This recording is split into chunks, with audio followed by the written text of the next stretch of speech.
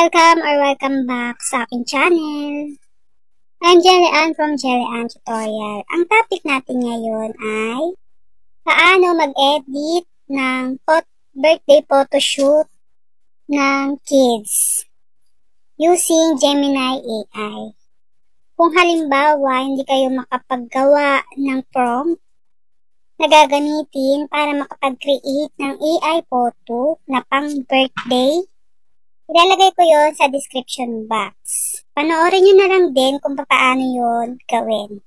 Simulan natin. Go! So, saan nga ba makukuha yung prompt na ilalagay ko or gagamitin ko sa Gemini AI? So, ito yung aking YouTube channel. Sa bawat tutorial, sa bawat video na ginagawa ko about sa Gemini AI, inilalagay ko yung prompt na ginamit ko dun sa mismong video.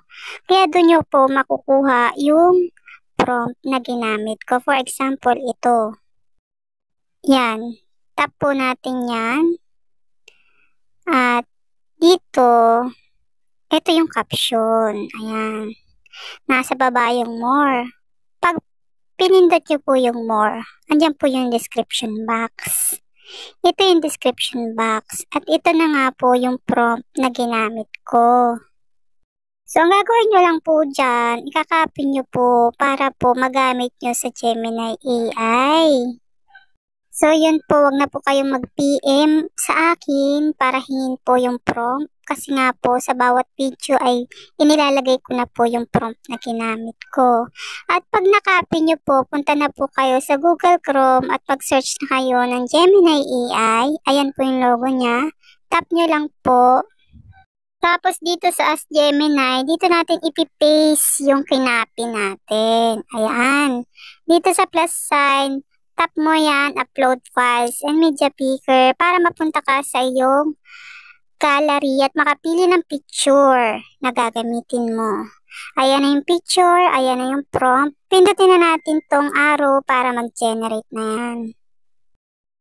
At ito na nga yung una nating na-generate. So, ayan. Ito, kung gusto nyo ng ganito, ilalagay ko yung prompt sa description box. I-copy nyo na lang. And then, para ma-save, long press nyo lang, tapos download image. Ayan. Yan yung download image. Kailangan natin yan i-save. Tapos, pag na-save nyo, ayan, nag-save na siya. Ito, basta long press nyo lang, tapos download image para mag-save sa gallery nyo. Ayan, nag-save na. Tapos, kailangan natin ng isang app, yung Remake Face AI. Kailangan nyo mag-download nyan. At pag na-download nyo, mag-login kayo gamit ang inyong Gmail para magamit nyo siya. Wala naman yung bayad. Para lang mas maging kamukha yung picture natin. At dito ilagay natin yung picture ng girl, baby girl. Tapos dito natin ilalagay sa taas yung galing sa Gemini AI. Tapos ilagay natin sa ultra. Tapos swap face. Para mas maging katotohanan yung yung AI photo natin. Para mas maging kamukha. Ayan siya. Tapos, pag okay na, meron siyang download dito sa baba. Download nyo para mapunta sa inyong gallery. So, ayan yung una nating edit. At sa pangalawa, punta ulit tayo sa Gemini AI. Same pa rin ang gagawin, pero iba yung prompt na gagamitin kasi nga iba yung style or design ang ating gagawing edit. So, eto, nag-open tayo ulit ng Gemini AI. Dito sa Ask Gemini, ipipaste ko yung second prompt na gagamitin natin. Wait lang, mahina ang signal. So, yan. Ito yung prompt. Tapos, yung plus sign, edit ko lang. Basta ito, ilalagay ko na lang to sa description box para makopy nyo. At kung napanood nyo naman yung aking video dito napanood nyo naman yung aking sinabi dito sa video na to sa kauna-unahan, ay malalaman nyo kung paano to makopy. Eto na nga, pinindot ko na nga yung plus sign, upload files, at media picker. So dito, para makakuha tayo ng picture na gagawin nating AI photo. At ayan na nga yung picture, same picture pa rin yung gagamitin ko. Pero iba na yung prompt. Tapos, pindutin natin yung arrow para mag-generate na yan. At wait lang natin ang result. So, dito sa aking YouTube channel, nag-upload ako ng mga ganitong tutorial at sa mga earning app. Kung gusto niyo ng ganong topic, ay pwede kayong bumisita sa aking YouTube channel. At ito na nga yung pangalawang edit natin siya. Ayan. Ganyan siya. Snow White ang dating.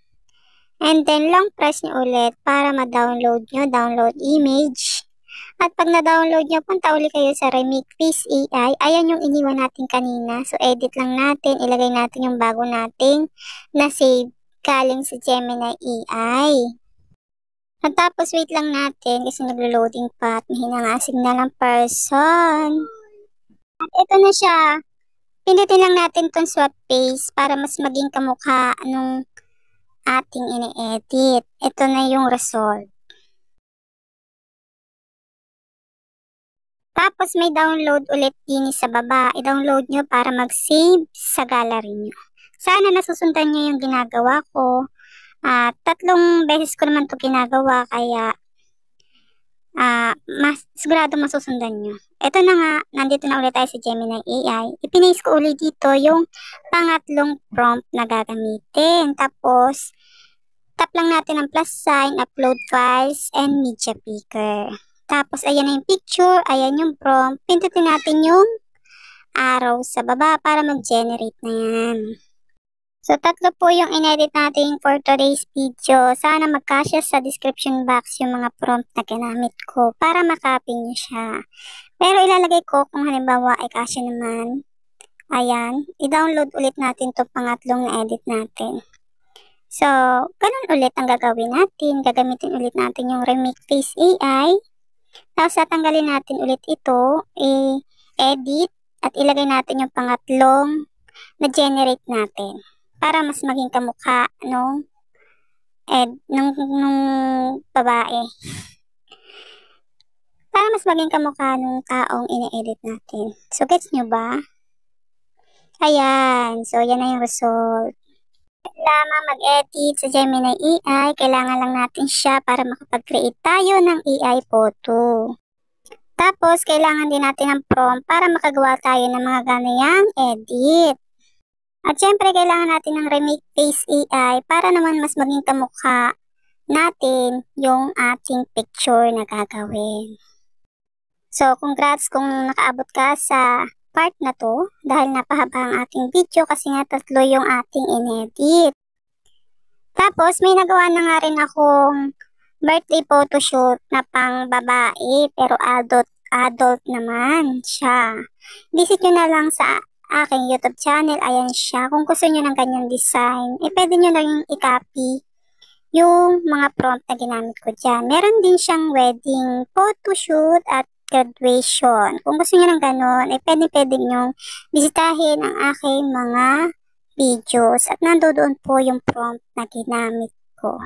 So, yan lamang ang aking tutorial for today. Maraming salamat sa panonood. Bye!